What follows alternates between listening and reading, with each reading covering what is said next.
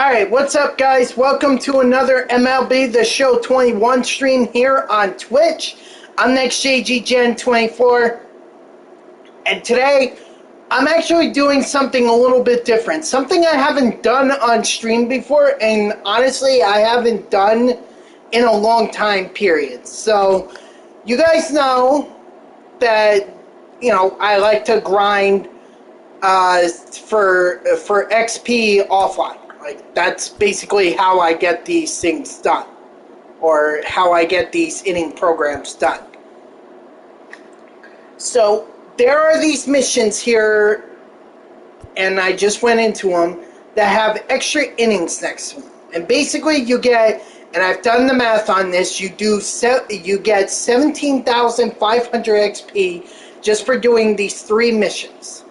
You get, if you win 5 games in extra innings, you get 7,500 XP. You pitch 20 innings with 8 milestone pitchers, you get 5,000 XP. You score 24 runs with award series players in extra innings, you get another 5,000 XP. All told, that is a lot of XP starting out. Now, extra innings, for those that don't know, is this offline mode where you go up against other players. Okay? So you can see, like, I've got a bunch of these guys here, and they're all different variety. Usually these guys will be around my overall. What's up, baseball player? Ty Cap, what's up? Yep, thumbs down gate. I'll talk about it in a second. But first I want to explain. Yeah, you're first. You got the first comment. You're first. But extra innings is basically you play against other players' teams, but you're doing it offline. So they added this mode, but I think back in God, it was a few years ago they introduced this, and it was a pretty neat one to begin with. And Astro BP, would you do me a favor and stop sending me requests to play games? I am not playing against you ever again. So, basically this is like an offline against other players kind of thing. Think of it as like solo battles in Madden or in FIFA Ultimate Teams, That's basically what this is. Judge Judy Slayer, thank you for the follow. I appreciate it. Hope you're having a good night. So that's what we're going to do. I have my lineup all set up already. So as you can see, I've done it in award series players, and I also have my milestone pitchers. The only thing that's not completely milestone is my relievers. Nothing I can do about that. So, okay. As I get into the first game here, and honestly, you could do this on any mode you want. Rookie, veteran, all-star, whatever. Doesn't matter. Just do whatever you want. But I really don't want a challenge here. I just want to win these games, get my runs, and get this over with.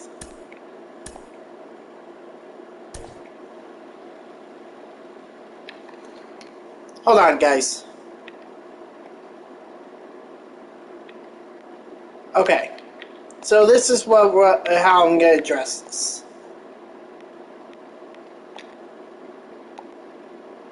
That's it. I'll address it. Just give me a second. Okay? What I saw yesterday from Javier Baez and Francisco Lindor, and I know a couple other players that did it as well. I think they mentioned Taiwan Walker and Marcus Strowman did it as well.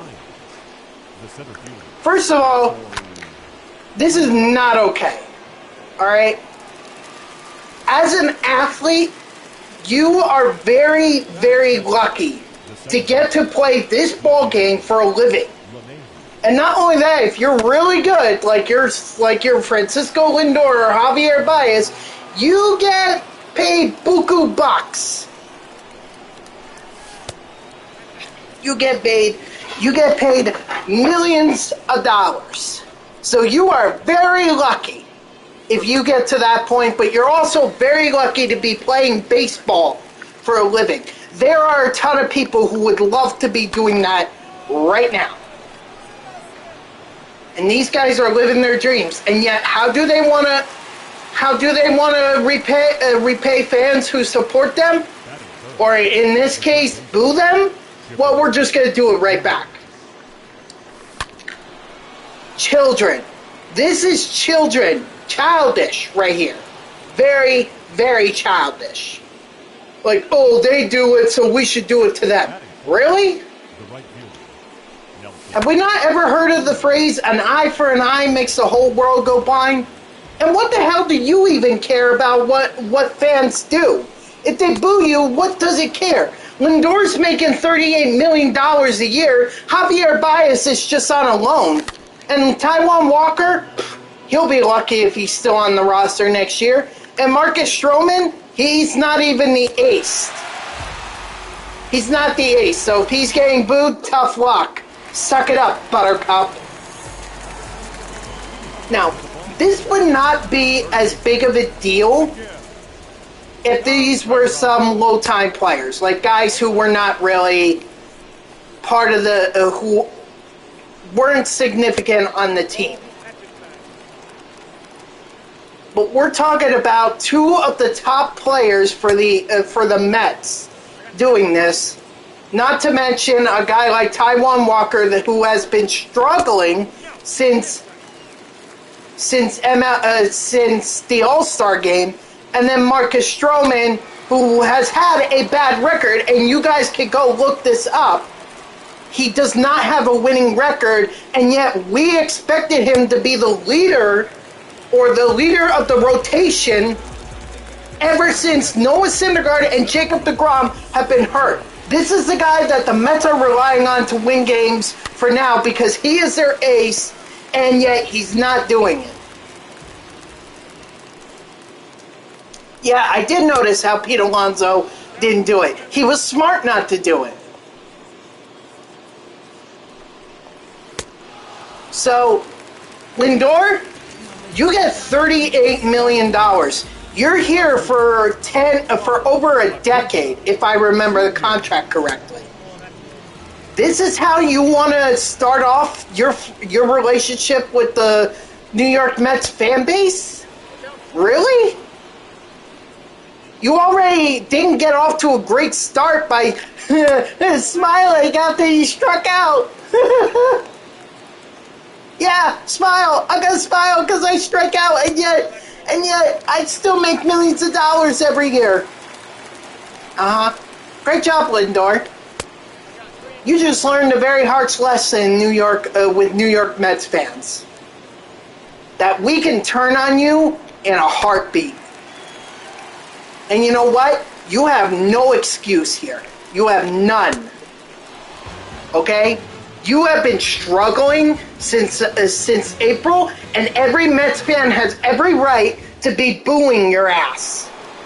We did not want $38 million to go down the drain for someone who at best is a great fielder but terrible at bat. Overall, an average player. Can you imagine if we paid every average player $38 million? Imagine what guys like Mike Trout, Shohei Ohtani, Vladimir Guerrero Jr., imagine how much they would be making if we paid average players $38 million a year.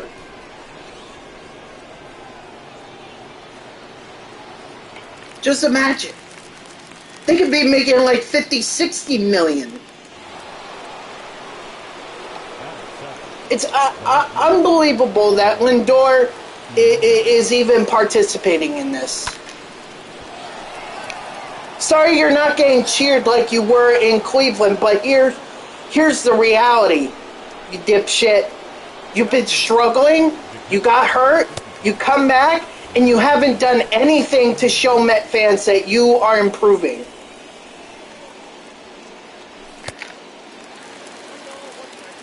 You are doing nothing. So therefore, you don't get to boo us because we have every single right as Met fans to boo you. Show us next year that you are worthy of cheer, and we will cheer you. But right now, what you're doing with the Mets, not worthy of a cheer. So that's Francisco Lindor. Now I'm going to talk about Javier Baez, because this is just plain stupid. Okay? It was not Met fans who said, let's go out and get Javier Baez. I think a lot of Met fans would have taken freaking Chris Bryant over Javier Baez any day of the week. Any day of the week.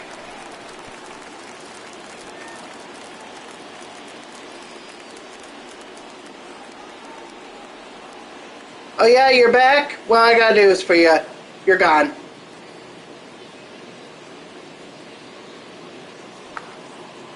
Sorry, guys. Alright.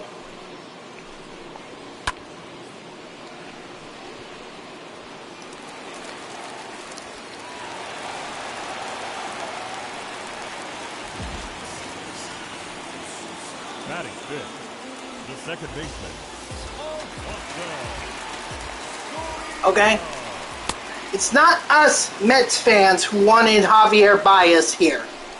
But Javier Baez said, oh, I'd be willing to play second base if I can play with Francisco Lindor. So basically, he was saying he wanted to get traded as a shortstop, but was willing to make a positional change if it meant he could play here in New York with Lindor. That's the reason that that happened. Okay? So Baez, who's in the final year of his contract, decides he's advocating to be with Francisco Lindor in New York, and he's gonna help lead the Mets to a playoff picture. Only problem is he strikes out a lot. And that's exactly what he's been doing. There was a point where Javier Baez was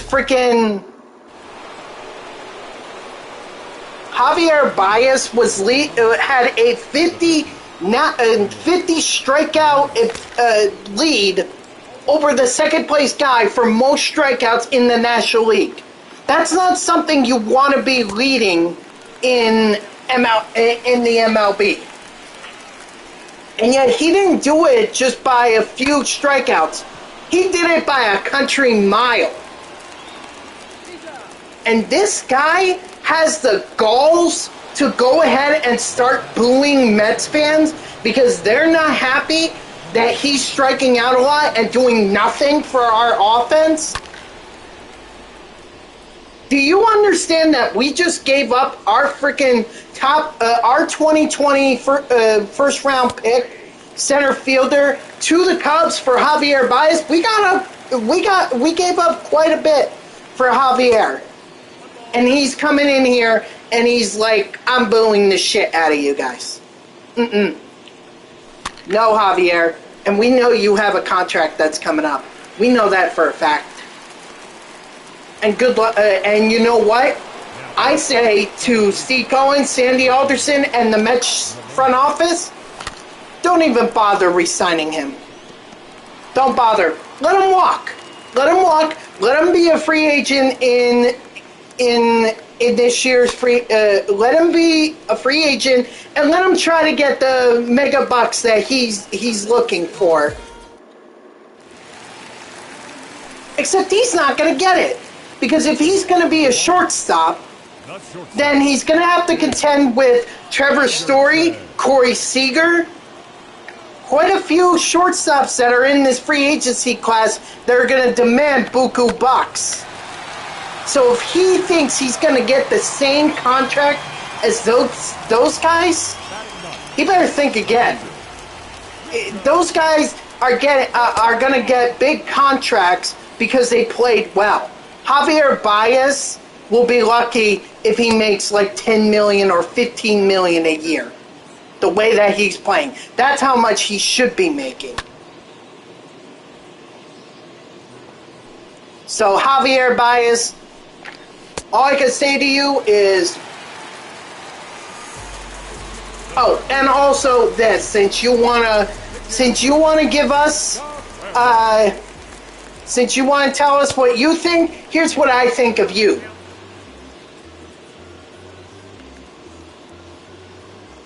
You don't like it here in New York, you could go play elsewhere. We don't need you here. We got Jeff McNeil. We got other players who are more than willing to be called up in September and show that they can easily freaking replace him. These guys think they're untouchable. They're not.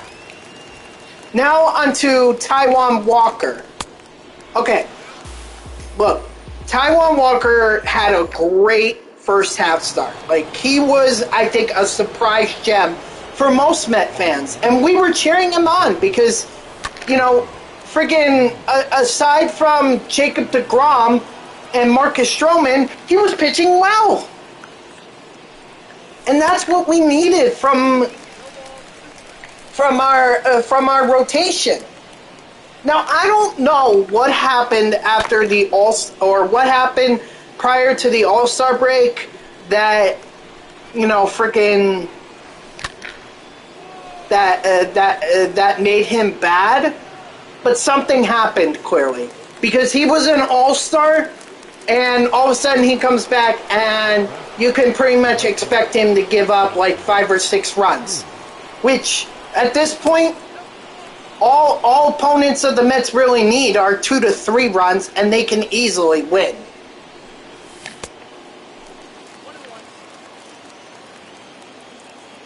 So, but Taiwan Walker wants to come out and wants to boo us for booing him. Has he not watched himself play the last month and a half, 2 months? Taiwan, what, can you point to something for me to cheer for? I can point to one thing. I can point to that no-hitter that you were throwing against the Los Angeles Dodgers. What was it, in early August? I can point to that as a reason for us to be cheering you. But the problem is, that was the first time in a month and a half. That's been the only time in a month and a half that you have given us as Met fans something to cheer about. Okay? That's it. Other than that, you've been giving up a lot of runs. You haven't even gone like more than 6 innings or 7 innings. You haven't gotten more than 7, which I know is a lot to ask for these days, and that's a whole different discussion right there. But he has not stayed long in these games and basically puts the Mets offense behind the 8 ball when they need to score runs at a time when they're struggling to do that. So Taiwan, no, you don't have any good reason to be booing us. You have no reason. And now on to Marcus Strowman. Listen, Marcus Strowman was in a prime position, especially around the All-Star game. Friggin' Jacob deGrom gets hurt. He's not in the rotation. We don't have Noah Syndergaard, and Taiwan Walker is struggling.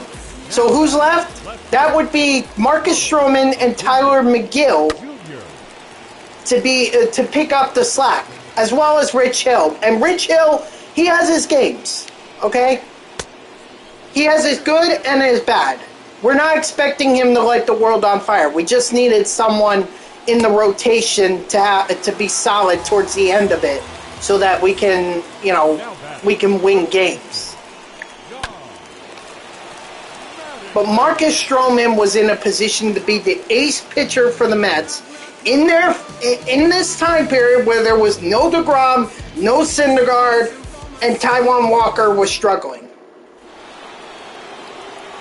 And so, and Strowman has had his moments, but he's also had moments where he has struggled and he has gotten the loss. And I'm sorry if you feel like that you shouldn't be getting those losses, but you shouldn't be giving up so many runs. Don't know what happened, what happened from the beginning of the season, because at the beginning he was doing great. Like, very solid to see out of a guy who was the second pitcher in the rotation. Now all of a sudden he's pitching like he's a fourth pitcher in the rotation when he's supposed to be our ace.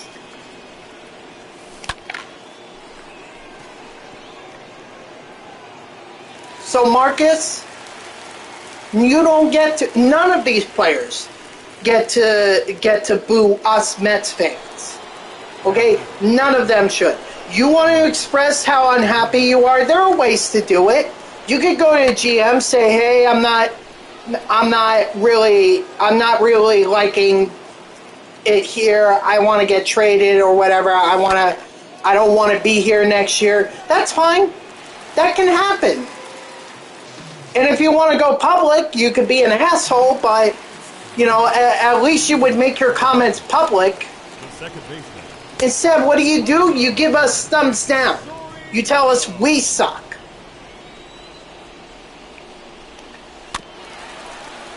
Okay?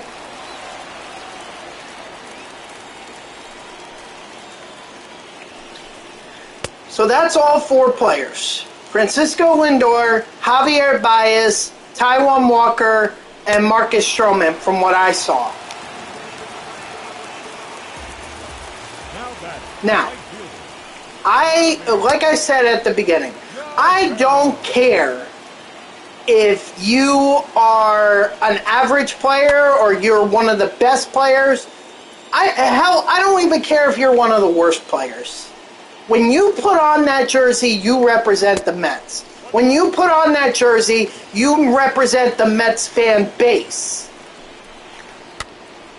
When you put on that jersey, you count your stars and you say your prayers, because you are very lucky to be playing this game, and you get to do it for a living. At no point should you ever, and I mean ever, consider telling fans what you think of them. If you don't like how they're treating you. No point. There is no comparison for this. This is on a level of its own. This is disrespectful. Because we as Met fans are very passionate. We have been very passionate for a long, long time, since the inception of this team. Okay? We have been to 2 World Series since 2000 and have not won either one of them. We have been close to the World Series in 2006. And Carlos Beltran looks at strike 3, right down the middle, a curveball from Adam frickin' Wainwright.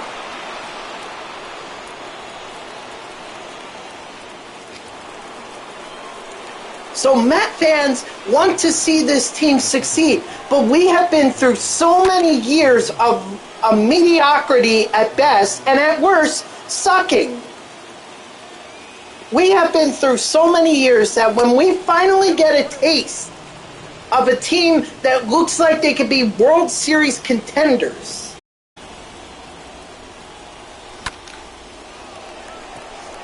when we get a taste of that, we're all excited.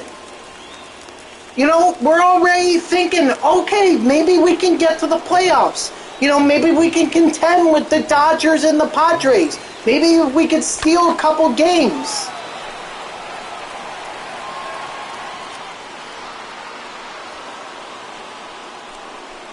From them in the postseason, and then just bring it back to Citi Field, and we'll light the world on fire. You guys have seen us do it in 2015. So I'm not lying when I say we can light the world on fire. But you gotta get us to the postseason first. Get us there, and we will rock the house like no one has rocked the house in years past.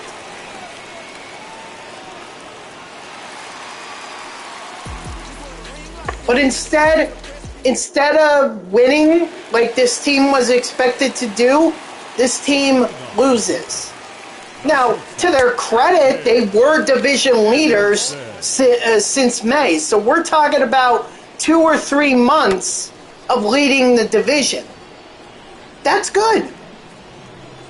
Just unfortunate that had to come at a time when the season was not over. In fact, we were at the height of the season when our streak of leading the division came to an end, and we dropped it to the Phillies, or the Mets dropped it to the Phillies. Didn't matter anyway, because the Atlanta Braves are now the division leaders, and the Mets are 7 games behind.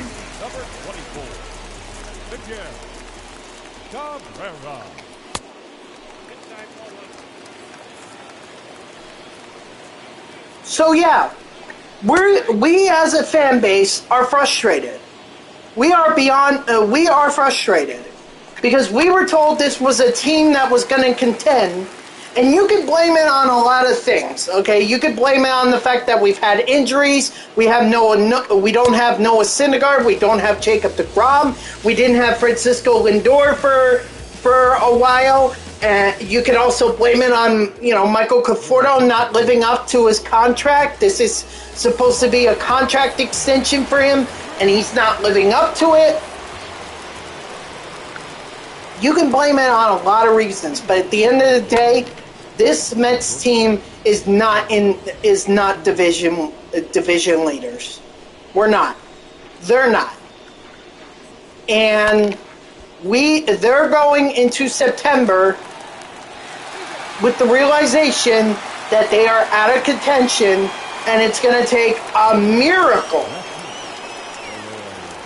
like a 1980s Miracle on Ice miracle, for them to be able to even come back.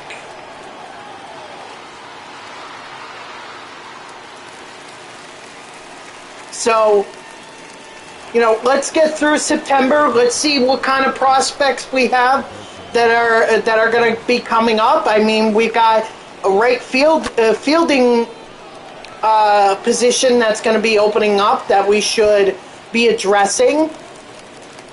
All right, we're likely not going to have we're going to be down a second baseman. So who's going to replace him? And let's also take a look at our bullpen situation. See if there's anyone worth bringing up. We are not in contention. So if Javier Baez, Francisco Lindor, Taiwan Walker, and Marcus Strowman believe we are, they need a reality check. Because it is going to take a miracle for the Mets to get back into the division. And they have no right to be booing us for their mediocrity / sucking. That's on them. And honestly, this isn't the first time that Met fans have shown what they thought of players who did not get off to a great start with the Mets. Best example I could think of, go to 1998 when Mike Piazza joined the Mets. He got off to a very rough start. He got a double in his first game, an RBI double that helped the Mets win the game, but then he struggled after that. You think at any point, because I'm sure Met fans were booing Mike Piazza when this happened, do you think at any point Mike Piazza said to himself, well, I'm just gonna tell off the New York Mets fans because they're treating me so badly? Or do you think he said to himself, all right, Met fans are not cheering me. I know I'm struggling. How can I get out of this? How can I get out of this slump and help this team win some games? And that's what he did. He led the Mets to a decent 1998 season. Showed that in 1999 this team was going to be contending, and sure enough, we made it to the NLCS. And not only that, but in 2000, we made it to the World Series. And at no point did Mike Piazza tell off Mets fans. Because I can tell you, if that was the case, I would have heard about it.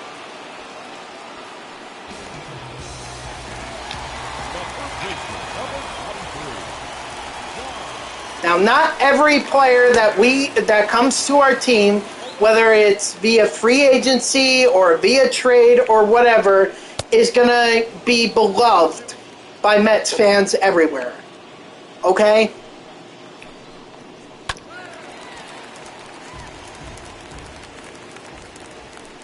But it's important that those that do come here show us why it is that this team brought them in. It's important on them to show us why it is that they're worthy of a contract or they're worthy of prospects that we just gave up. Look at Yoenis Cespedes from 2015 when we traded for him. People were cheering him on because he was lighting up the world. Now, granted, he didn't have a great Mets career beyond 2015, and I think Met fans showed that to him, and that's why he hasn't returned to why he didn't come back to the Mets. Okay? But in 2015, we showered him with love. We felt he was going to be the savior for this team, and sure enough, he was one of them in 2015. Yes, I am willing to credit Yoenis Cespedes with our run to the World Series because he did something that I have never seen in my lifetime with any player.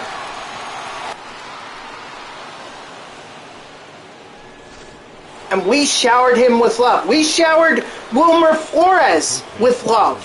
Even though he wasn't lighting the world on fire like Cespedes was, we showered him with love because he showed us he cared. When he cried after learning that there was a trade in the mix involving him, we cheered him. And then it didn't happen. And then he walks it off against the Washington Nationals in a crucial series. And we cheer him. We cheer him. So Met fans can show players love.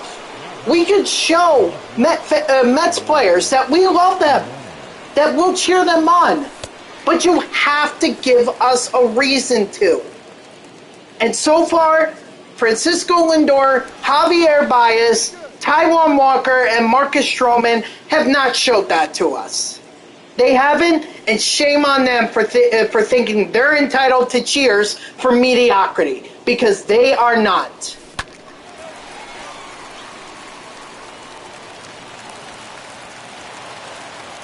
Now, in terms of what management should do, because there has to be a managerial response to this. I'm not talking Luis Rojas, okay? He's gone. I don't give a shit about what he says. As far as I'm concerned, he's not a manager for the Mets, and he is not going to be a manager after 2021. If he is, this franchise is doomed, because Luis Rojas should not be a manager for the Mets. It's clear that he has struggled in this position, and he's not coming back. I think even Met fans let Rojas know how they were feeling about him by telling that by calling for his firing. You think he's booing Met fans? No, he's not booing Mets fans because he knows for a fact that they're right. He has struggled, but it's on him to get another position with another team and show why it is that Met fans were wrong to call for his firing, because he sure as hell is not doing that by being the manager of the Mets. But in terms of like Mets front office, we're talking Sandy Alderson, we're talking the Mets GM, we're talking Steve Cohen himself. This is what I'm calling on Steve Cohen to do, okay? Those four players that I mentioned, Lindor, Baez, Walker, and Strowman. You know what I say to, you know what I hope he does to them? I hope he suspends them for a week. Now, for pitchers, that won't matter, but for guys like Baez and Lindor that are expected to play almost every day, that's going to be quite a while for them. So if they see that they can't boo us Mets fans, if they get the idea that they can't be doing this, then then they'll stop doing this.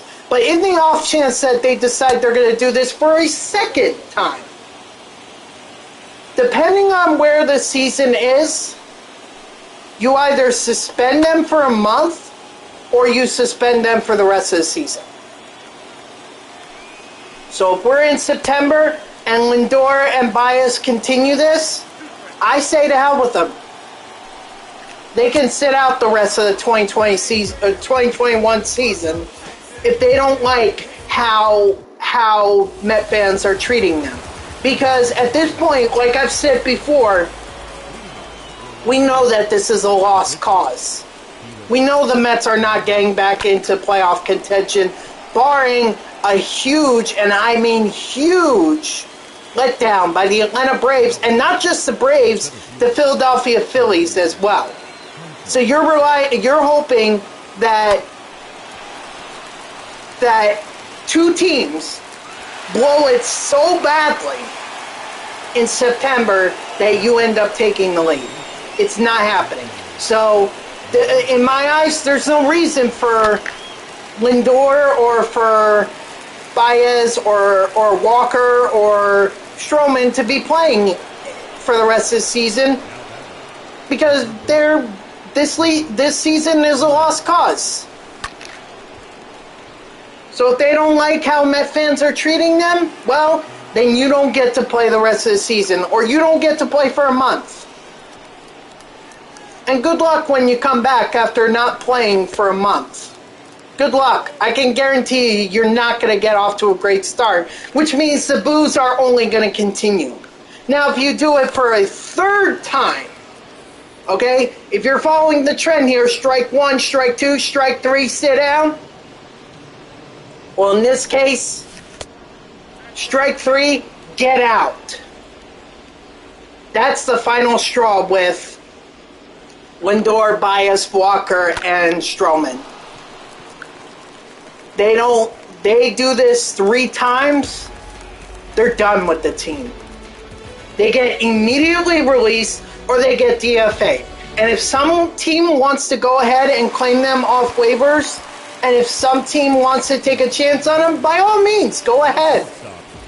Go ahead if that's what you want to do. But these players need to see that that Met fans are going to value, or Mets are going to value their fans over their players. Yes, it's the players who play, but the Met fans come to pay for overpriced concessions, overpriced tickets, jerseys, concessions. We do all that, and we do it with a smile, all with the hopes that somehow the Mets are going to turn it around, and they haven't. So, so if that's what it takes, if Met fans have to be even worse than Baltimore Oriole fans and not show up to any games, then let's do that. You know, basically make whenever Lindor and Baez is in the lineup, or Taiwan Walker and Marcus Strowman take the hill, I say we don't attend that game. We don't tune into it. We make it as though the city is on lockdown yet again, and no cardboard cutouts this time.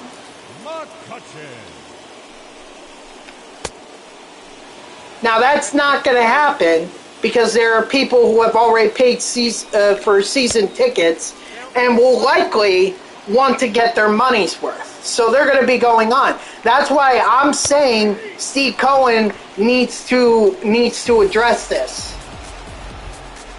Because there aren't going to be enough of Met fans to do this in order to send the message to these 4 players that they can't be doing this. And if they do this, we don't give a shit about them.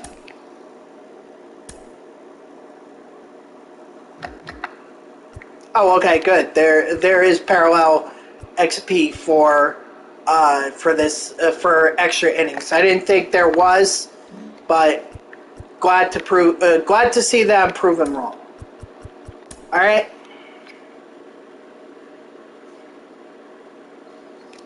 Let's see.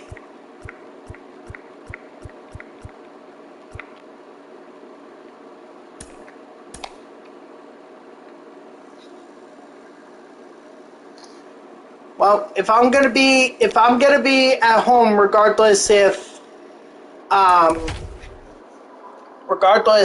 or if I'm gonna play in the stadium I choose, regardless if I'm home and away, I might as well be the home team. All right. So to summarize my argument here, Baez, Lindor, Walker, and Strowman, fuck you for booing us, for booing you. We have every right to boo you. You have no right to boo us. No right. Don't care if you're average or if you're a great player. If you struggle, you get to hear it from us. It's on you to turn around those struggles. And if you're not going to do that, well, you're going to keep hearing about it until either you do something or you're out of New York. What else? Oh, yeah. This, as far as I know, this hasn't happened to other teams, or this doesn't happen to the Mets very often. I mean, and we've had some terrible players come through here. We've had Mike Piazza even struggled at one point. And I'm sure Met fans let him know that he was struggling. But he buckled down and he said, I'm going to get better. And he got better.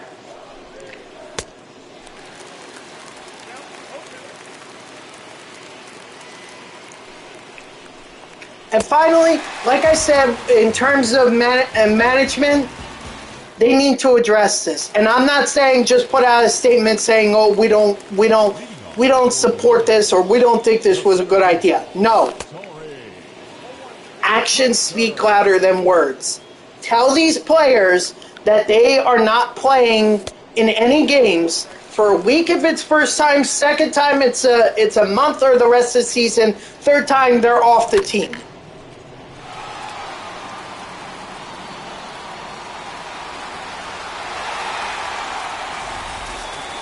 All right? These players need to understand that they are untouchable, regardless of what it is that they make yearly. It's even worse seeing that Lindor and Baez, who are very highly paid, are coming out and booing us. Just remember, we as Met fans pay for their salaries via season tickets, via overpriced concessions, via tickets, via jerseys, all that stuff. We're the ones that pay for it. That is clear. The third baseman. And if you wanna turn this fan base against you, guess what? We can burn number 12 jerseys. We can burn number 23. We can burn 99. We can burn number 0.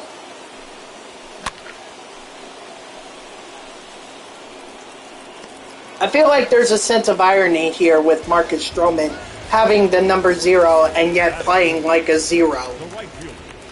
Nelson. Cruz. But management needs to do something, or we as Met fans need to come together and show these players that, hey, we don't appreciate you booing us. We don't appreciate you saying that you don't like the fact we're booing you because you're doing terrible. The first baseman. Eddie Murray. You have a responsibility as a player when you put on that jersey to represent the team and represent it well. You don't do that, then you know what? We don't want you here. And we can find guys who would be very happy just to put on that jersey, just to be able to play. We can find a ton of guys that would love to be in that position. You don't like it? Adios. So, those are my overall thoughts on Thumbs Down Gate, as I'm calling it. Because that's what it is. It's Thumbs Down Gate. You know? I can't believe as as a Mets fan, I have to specifically target certain players. And they cannot blame this on stupidity. Like, they can't say, oh, well, we were just doing it as a joke, we didn't actually take it seriously. Because Javier Baez already confirmed that this was not a joke, that they were legitimately letting Met fans know what they thought about him. We can be on your side, we can cheer you on, and we can be one of the loudest bases or fan bases in the MLB. We did it in 2015. But you guys show us that there's something worth cheering for to get there. And so far, Lindor, Baez, Walker, Strowman, they've not shown it. And they're not worthy of praise. They are worthy of criticism. They are worthy of calls for their jobs. That's what they're worthy of. We always talk about managers and coaches being on hot seats. Players should be on hot seats. Leading off for Long And Island. and as Met fans, we're gonna make you sit on coals and burn your ass. If that doesn't get you to get better, then you know what? Get out. Get out of here. Your services are no longer required. Have a nice day. And I will put up with a team that sucks because at least we're advertising ourselves as a team that's going to suck. If we lose out,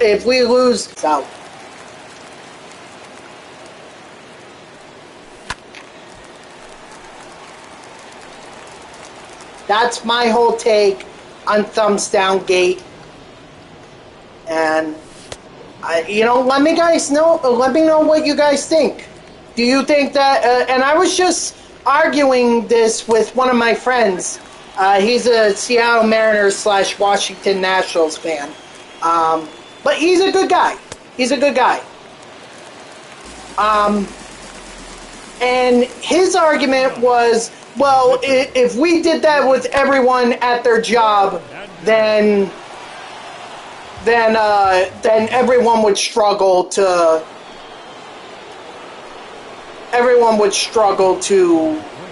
to do their job. And my argument was, well, you know what? If they struggle to do their job and they don't like being here, they could go somewhere else. The Mets haven't had a great history of picking up free agents. That's why a lot of our talent, a lot of our great players, not all of them, because there are exceptions. I talked about Mike Piazza being traded for, but some of our guys come from being homegrown. They are people that they are players that have worked up their way through our minor leagues and became sensational players. I'm talking Jacob deGrom. I'm talking Noah Syndergaard. I'm talking Pete Alonso, Michael Conforto, although now he's terrible. In fact, that's another thing. I'm very surprised that Michael Conforto wasn't on this shit, considering the season that he's had, although it's probably for the best that he says nothing. It's probably for the best that he doesn't get involved in this. Because if he got involved with it, I mean, you're going to have a very tough time justifying it to teams.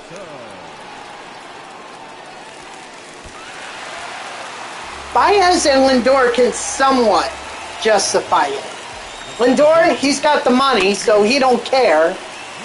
And Baez, he's not here long term. He's just here on a lease, basically, and he could go somewhere else. But Michael Conforto, knowing that this is his contract year, and knowing that he hasn't lived up to the expectations that came along with him when he was called up in 2015, now's not the time to be joining in, and I'm proud of him for not doing it. I'm also proud of Pete Alonso for not doing that as well. I'm also proud that Jacob deGrom or Noah Syndergaard or Tyler McGill haven't done it. I'm very proud of those guys that have not participated in this shenanigans. In fact, not even anyone from the bullpen participated in this. And those guys have been under a lot of heat. Diaz, Familia, Loop, May, they've been all under a lot of heat, and yet they were not coming out when they came out to the mound or after an inning was done and be like this to the Mets fans. No. They haven't done it, and they probably have all the reason to do that. Although it's not their fault. It's not their fault they're struggling. They have a bonehead of a manager who doesn't know when to bring in his players or when to take them out.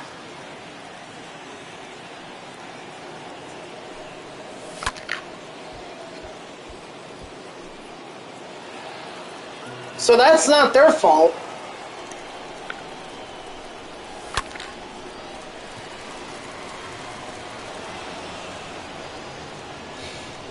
And yet they don't do it. They didn't do it. So I'm proud of them. I'm proud of the players that didn't do this. Very proud of them. Thank you for showing us that you're not going to sink to the level of being a child by booing us. So thank you for that. See, we as Met fans can show our gratitude. Not only can we show that we're passionate, but we can show that we're very thankful for guys that play for us and don't tell us that we suck.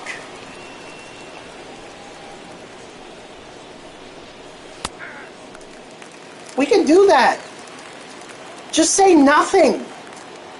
There's an old quote that I remember from NFL head coach. This was the strategy game for football back in the mid 2000s. It had Bill Cowher on the cover, But what the quote said was, "When you win, say nothing. When you lose, say less." That may be something that Lindor, Baez, Strowman, and Taiwan Walker may want to follow. Because the more that they say about this, the more that they defend their decision, the worse this situation is going to get for them.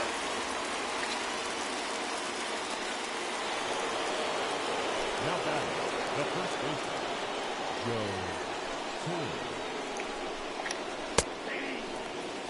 So, those are my overall thoughts. Again, players have no right to be doing this. This is disrespectful to us not only as Met fans, but it should be disrespectful to baseball fans and sports fans in general. Because if we think that this is okay, what about athletes that decide that they want to express how they're feeling as well?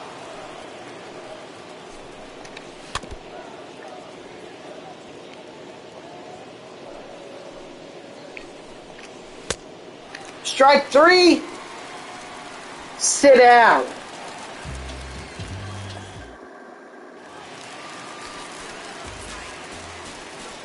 Leading off for Long Island, the first baseman, Eddie Murray. All right. This cannot be an example for athletes to follow. Athletes can be outspoken if they want to, but not everyone can be like Jamal Adams with the New York Jets, where he openly called for him to be traded, basically turning Jets fans against him, and then being traded to the Seattle Seahawks, where he's having some success.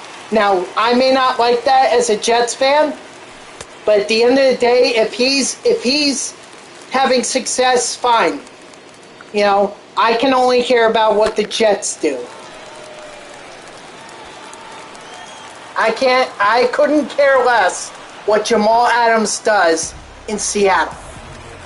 I'm just using him as an example of a guy that basically turned a franchise fan base against him and then went on to have success with another team.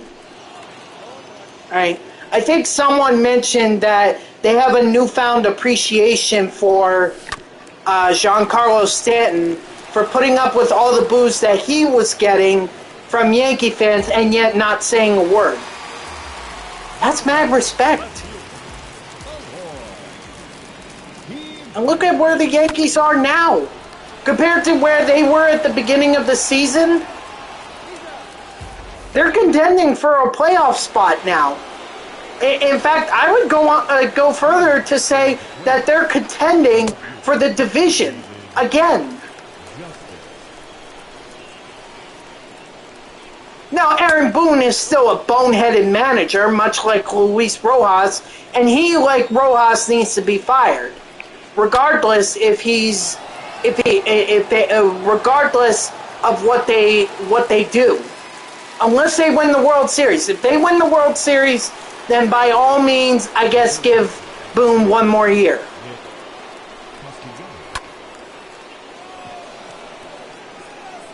But if he doesn't do that, his ass needs to be gone. Just like Rojas' ass needs to be gone.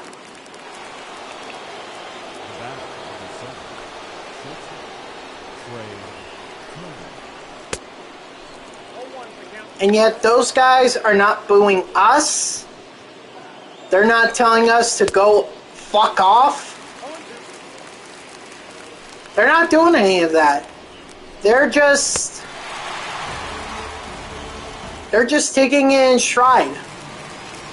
So while I may be calling for their firings, at least the one thing that I can respect about them is that they're not telling us how they feel. I'm sure that they absolutely hate the team's fan bases for calling for their firing. And I wouldn't blame them, but at the same time, that's not something that you do as a manager. It's not something you do as a player either.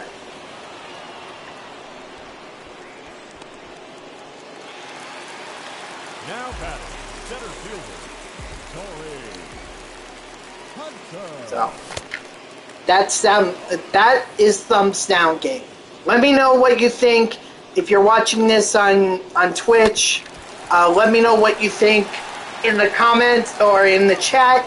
Or if you're just watching this on YouTube, let me know what you guys think in the comments. You want to tell me I'm right?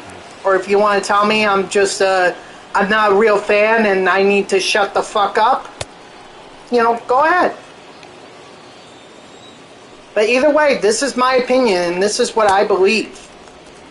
And just like some people are arguing that Lindor and Baez have, as well as Strowman and Walker, have freedom of speech, well, I have freedom of speech to bash them for wanting to criticize us Mets fans.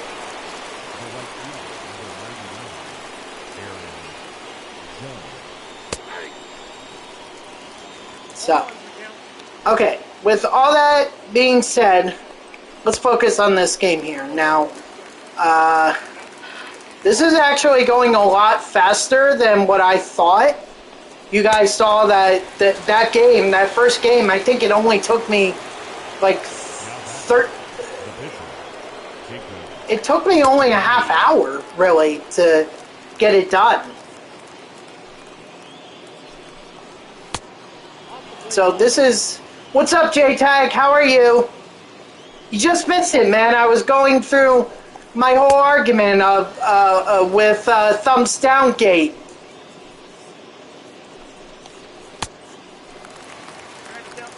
I'm doing alright other than Thumbs Down Gate, but whatever. That's just fucking stupid. That really is stupid, J-Tag. It really is.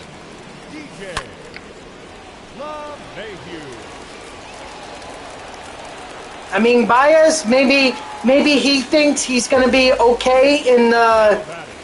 Maybe he thinks that he's going to be okay in free agency. I think he needs a reality check, because if he's going in as a shortstop, then he's going to have a very hard time getting some big contracts with guys like Corey Seager and Trevor Story coming out on the market. As for Lindor, this is how he wants to start off or finish off his first year, by booing us Mets fans. This guy is getting paid $38 million a year, and he wants to boo us for his mediocrity at best, and at worst, it's been a shit show.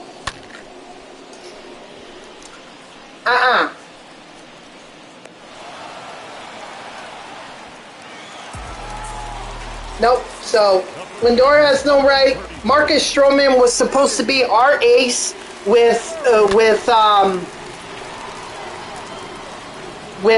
DeGrom and Syndergaard hurt, and yet he's acting like a total bitch, or whatever.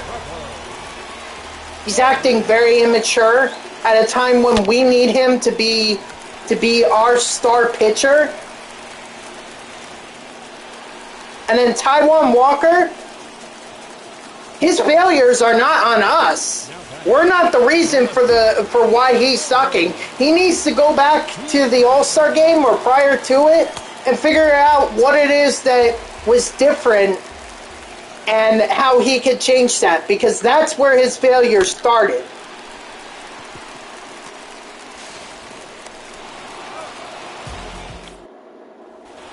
So it's on him to try to figure that out. And if he can't, well, sayonara.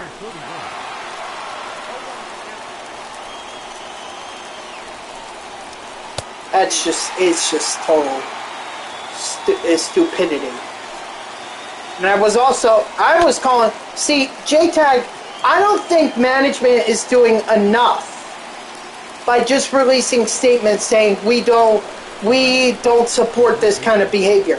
No, there needs to be more, J-Tag. There needs to be more.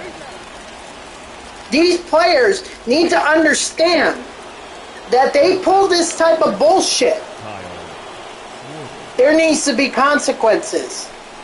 I'm calling for management to suspend them for a week, all 4 of them, which it may not impact Walker or Strowman very much, but for Baez and Lindor, that's at least 6 games that we're talking about. That they're not going to be playing, you know, for in this suspension. And if they want to do it again, at that point, if this, depending on where we are with the season, because this might happen in 2022, but if they do it again in 2021, I say suspend them for the rest of the season. This is a lost cause anyway. It's a lost cause, so why are we putting our best players out there and getting them hurt again? Why? There's no reason. Just give the floor to prospects that want to show that they're worthy of a spot on the 40-man roster. And let's see what happens. Now batting, the pitcher. There's no reason to be stretching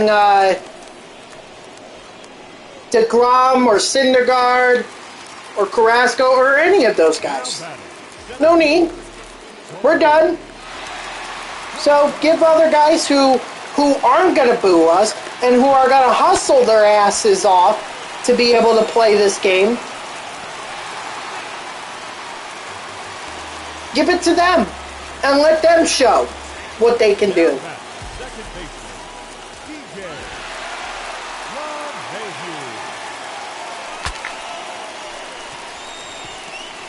Oh no. Wow. I lucked out. Hold on 1 second.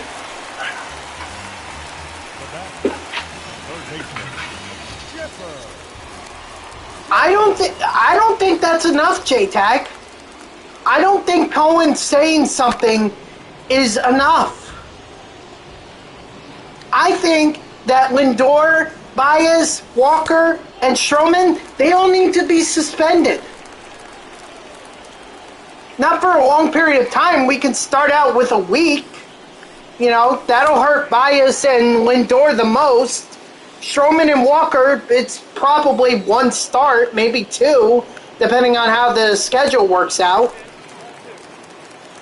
Why not? Why don't you think suspension?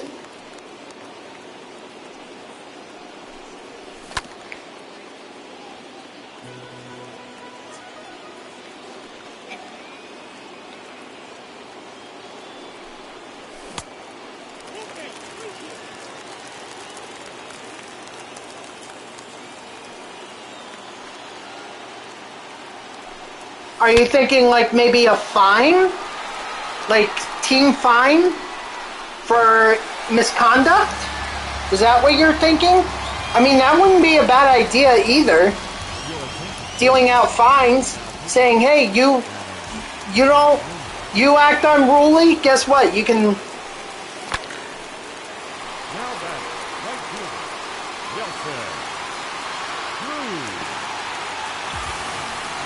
No, see, this is the way I see it with suspensions, okay? The way I see it is that it addresses this issue. It not only sends a message to them, but it sends a message to the rest of the players. Hey, you want to be a part of this? You want to show Met fans that you don't care about them? Guess what? You can do this. Guess what? This is what happens. We'll see. We'll see. I'd like to see an apology from Baez, Lindor, Strowman, and Walker. That's what I would like to see. I think that would be a good step, but that's not the only thing they should do. but an apology would be a good way to start. If I don't see that from Baez and Lindor and Walker and Strowman by the end of tonight's game, I know that they're not serious.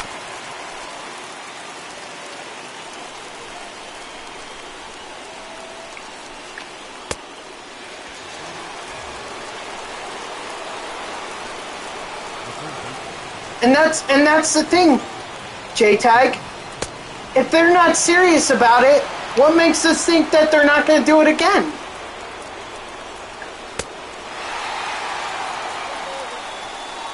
What, because you get issued a warning? That's the worst thing that can happen to you for calling out Mets fans? Not just in the stadium. This is Met fans,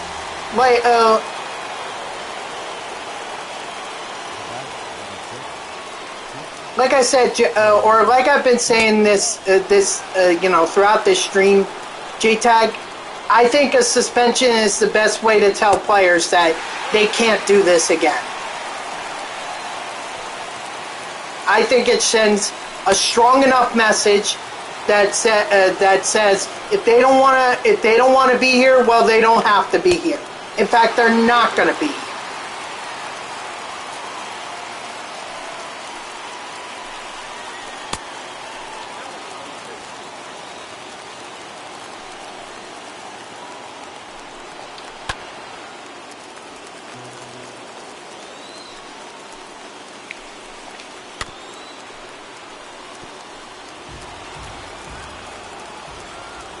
So, that's just how I feel about it. No, I'm not saying you're wrong. I brought up the idea of a fine. Maybe a fine's a good way too. You know, say, hey, you're going to give us back some of your money because you showed how disrespectful you are. I think if it came from the team, it sends a message. Yeah. And guys that don't get paid like Lindor and Baez and Strowman,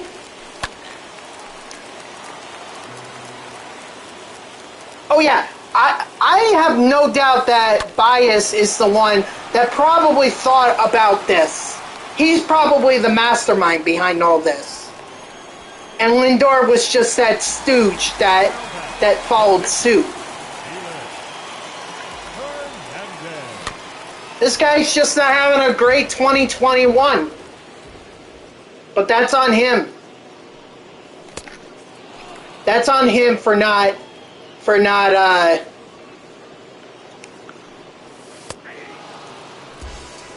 that's on him for not performing.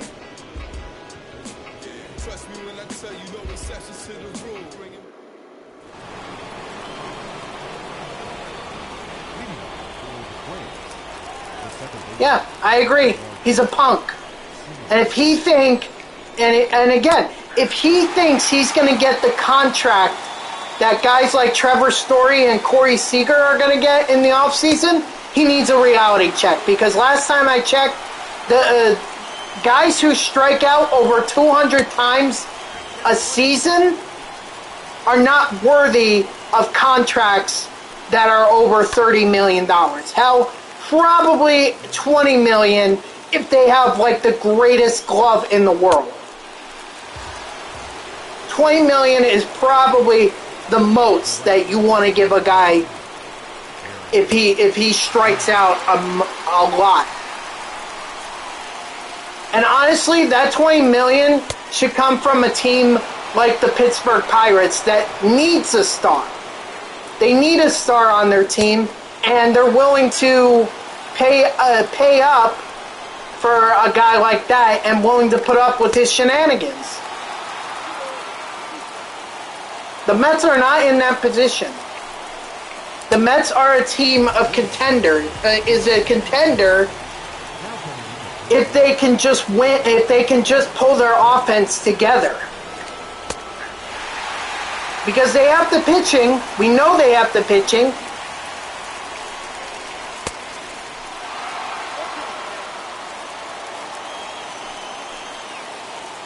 So, up to the offense if they want to get this straightened out. Strike 3, sit down. Perfect game for Felix Hernandez. Congrats. An extra innings game where it doesn't even really matter.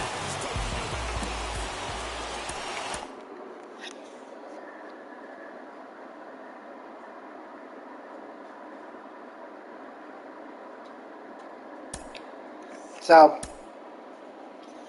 and Felix Hernandez is now tier 1. You get a ball in his habit pack. And Eloy Jimenez is actually close to tier 1 as well.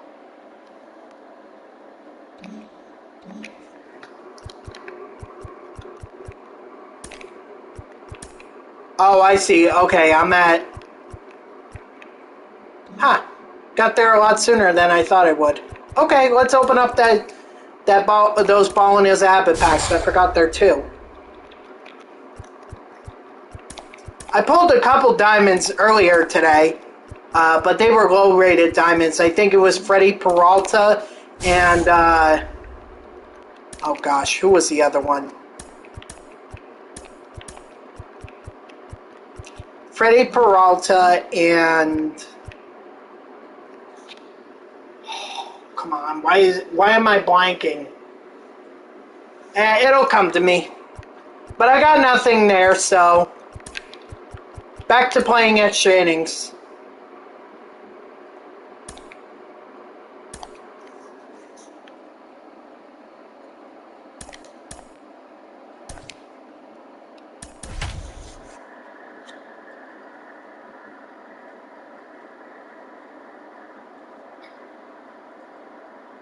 Oh, looks like I'm going up against Ohtani.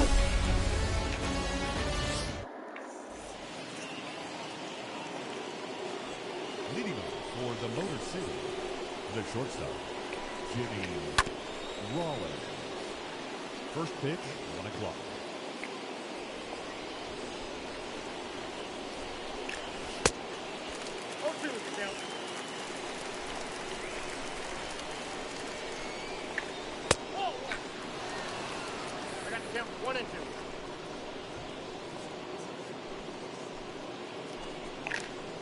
That's all I really have to say about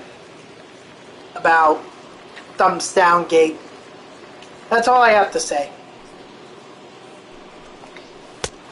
Baez doesn't want to be here. Fine, bye. Lindor wants to get his Mets career off to a rocky start. I mean, it's already bad enough that he's not performing well, but now that he's booing Met fans, I mean, he's looking at a trajectory of a career even worse than Yoenis Cespedes. Even worse than Jason Bay, because at least Jason Bay did not last long. At least that drama was over probably before the season ended, if not as the season ended. And Jason Bay was no more on the Mets. The second baseman, Dylan Moore.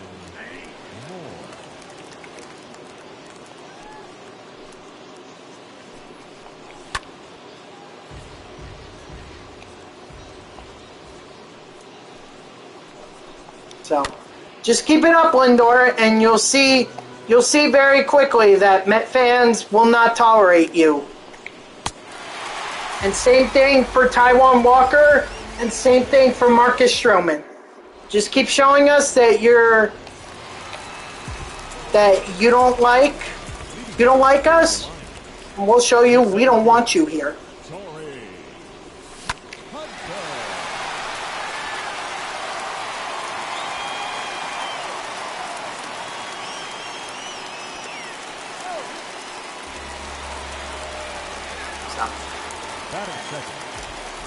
Like I said, that's all I have to say.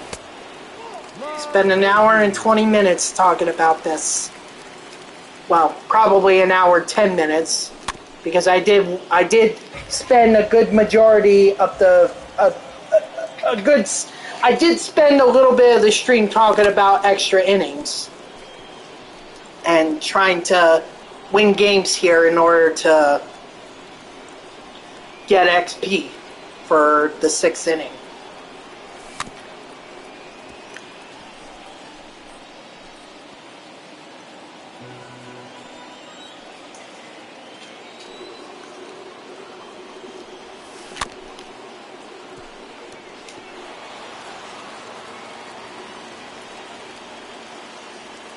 Anyway,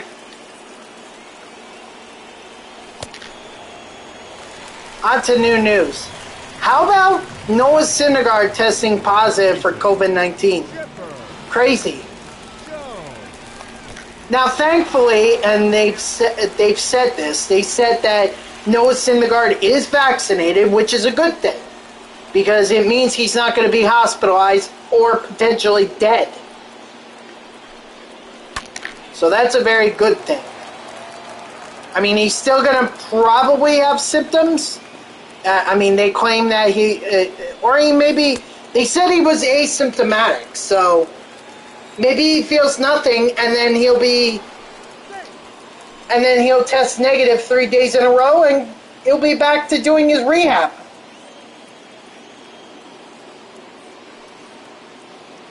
Who knows? But it's crazy, guys.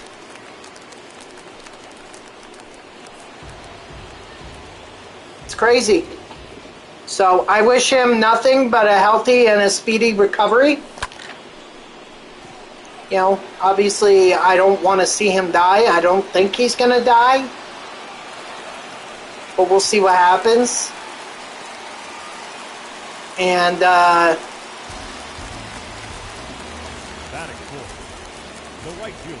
you know, unfortunately this pushed back his start. But like I was saying with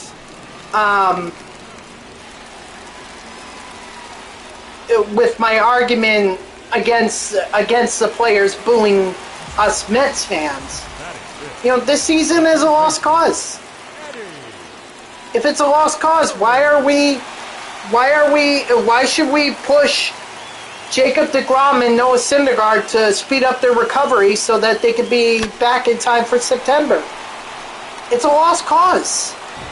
We're not winning the division, and deGrom's not in contention for the Cy Young. Neither is Syndergaard, so give them a break. Don't even let... I know they want to come back. And they at some point they should, but let's not rush it. Give them time. You know, maybe next year deGrom could show that he's worthy of a third Cy Young. Noah Syndergaard can show that he's back and show flashes of what we saw from 2019 when he was being shopped around as trade bait, and then he performed like his career was going to end the following day, and threw amazing innings in August 2019 that ultimately led to the Mets giving him an extension and not trading him.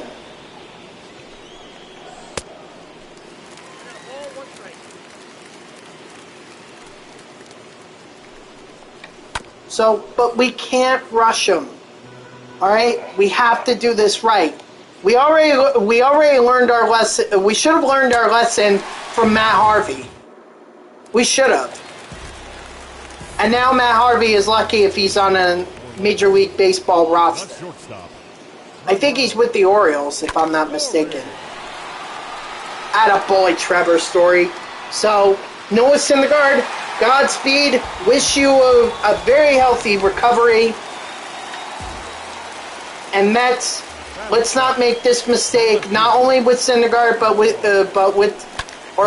let's not make this mistake with either Syndergaard or deGrom, and let's just toss this season into the trash can. All right, we don't have to completely just take losses after losses. We don't have to send our players home, but let's try to use September to see if there are prospects within our farm system that might be worthy of being up in the major leagues next year. Or in the future, at some point in the future. Alright? Put the focus on that. Don't worry about Syndergaard. Don't worry about deGrom. And I think I'll consider that somewhat of a success. And I'll have confidence that this team moving forward will do better next year.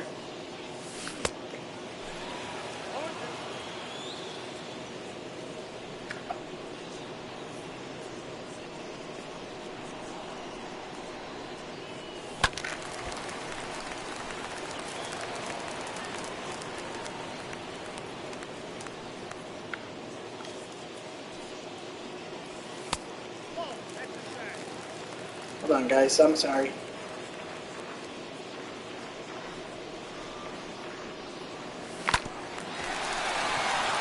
Alright, well, honestly, like, Felix Hernandez has done all that I could really ask of him.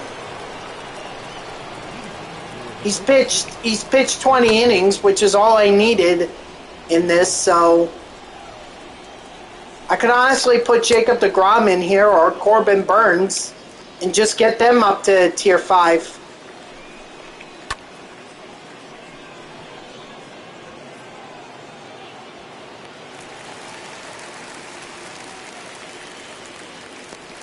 Well, deGrom will take a little while, but, you know, Corbin Burns, I mean, we saw how much XP Hernandez got from just pitching a perfect game and a no-hitter through 8 innings. So, I just feel bad that I'm not, you know, doing things with Familia or Diaz or those guys, you know. But I haven't been in a position where I needed to worry about putting those guys in. Strike 3, sit down.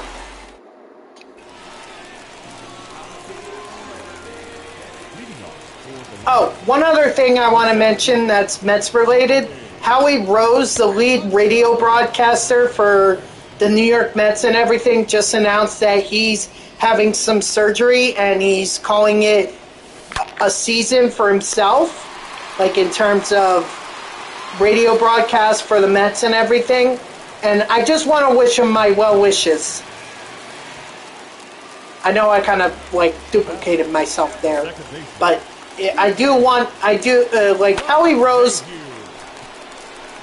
You can think whatever you want, but in my opinion, Howie Rose is one of the top radio baseball broadcasters in this game, or in baseball. Like I don't know anyone. Mike why can I never say his name?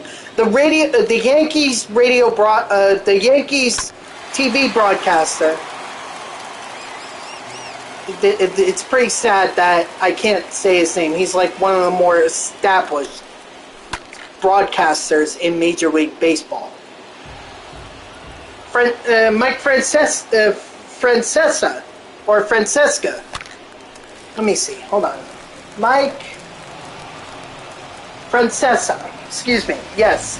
Francesa. So I had it right the first time. Okay. He is probably better than Howie Rose, but that's a pretty high standard because I hold Howie Rose in a very high standard. Like I said, I think he's one of the best broadcasters in baseball across radio and television.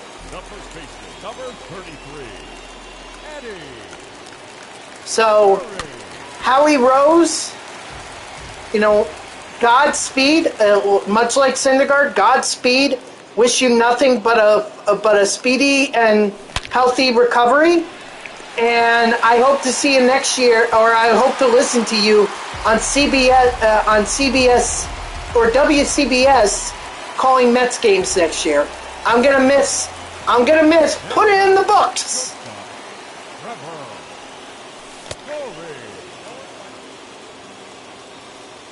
You know, gonna miss it. But I appreciate that he is taking his health seriously, and he's gonna do it because I want to continue to hear him. I want him to be a broadcaster for the Mets for a long, long time. He's already had a very long career with the New York Mets and everything, but I want him to be around even longer. I want him calling these games. How old is he? For a long time. Howie Rose. Let's see. How old is Howie Rose? He is 67. I want to see him calling games for the Mets until he's 75, at the very least. If he gets there, I mean, God bless him.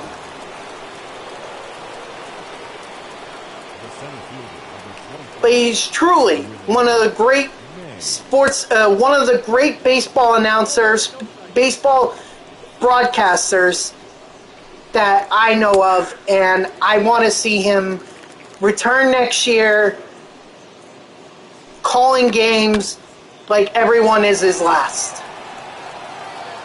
and making it so memorable for me as a Mets fan.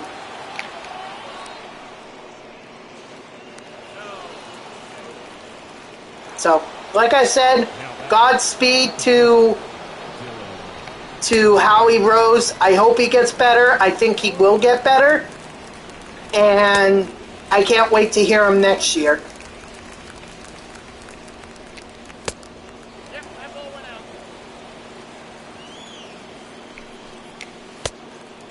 Strike 3, sit down.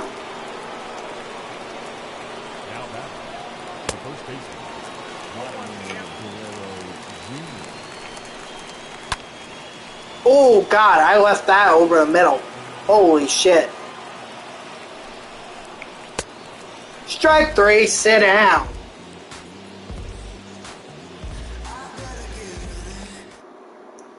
You know, I know there's going to be a Howie Rose appreciation night at some point.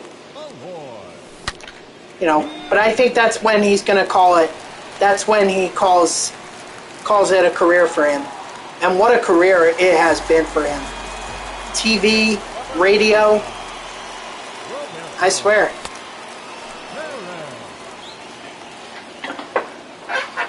Gary Cohen and Howie Rose, two great baseball announcers, two great baseball broadcasters. Met fans are so lucky to have not one but two of them. Now batting, the pitcher, Felix Hernandez.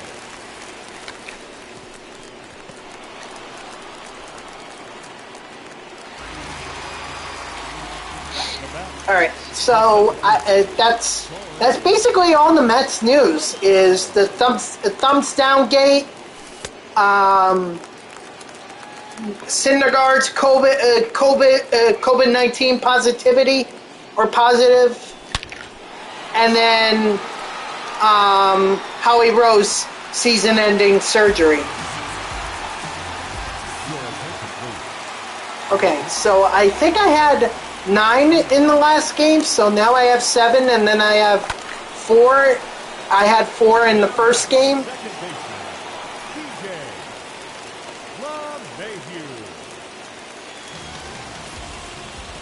I have to go back and look, but either way, I'm just trying to keep up the math so that, you know, I know when, so that I know when I'm gonna complete this. In fact, maybe I've already completed it now with that 2-run shot by. Actually, maybe I would have maybe I already completed it with Trevor or Torrey Hunter's 3-run shot. Because if I did 9 and if I did 4 the first game, then 7 was enough for me to have 20. Oh no, I'm sorry. I'm not done yet because I need 24. I need 24 runs with award series to complete that mission. So I actually need to get 4 more runs if that's the case. Sorry guys, I'm my math sometimes gets the best of me. I know I've got 20 innings with Felix Hernandez alone. Not to mention, I still have to win. I still have to win like 2 more games. If I go on to win this game, I still have 2 more games I need to win. So I'm hoping that this process, you know, can continue to go by quickly. Because if it does that, then I'll have this done, and then tomorrow is kind of whatever. And I think there's going to be a new event tomorrow, and it involves Topps Now. In fact, I think I saw that they're going to include some Topps Now cards in the event as rewards. And to them I say, fuck you. You're going to force everyone to play the event just to get these Topps Now cards, because these cards are likely going to be important, if not for the August monthly awards program, but now they're going to, but for the September monthly awards program, they're real jerks for doing this. They are real jerks. Because there are going to be people who are going to decide that they don't want other players to get these cards. And these cards are going to be very important for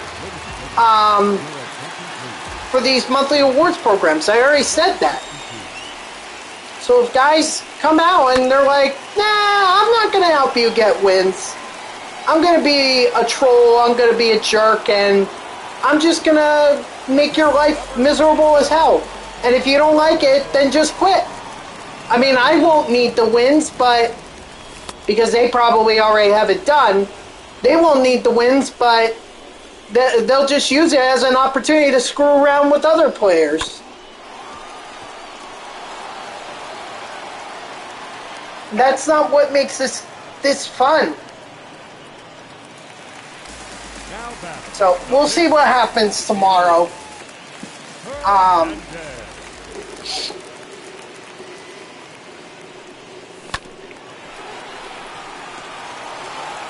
But I'm really not looking forward to it personally. I think it's the worst thing that they could do. I think these Topps Now cards need to stay in. They need to just be moments. They can't be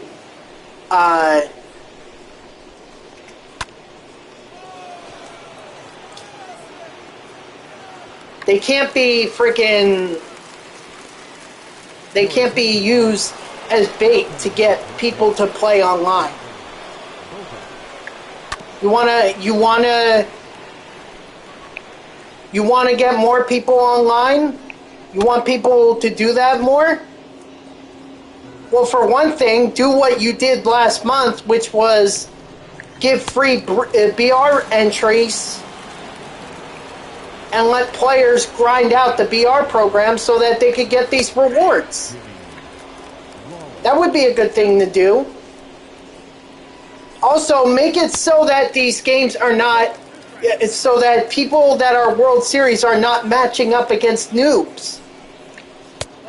Because that makes it a bad experience for those for those players that aren't World Series. And yes, I'm one of them. Sue me.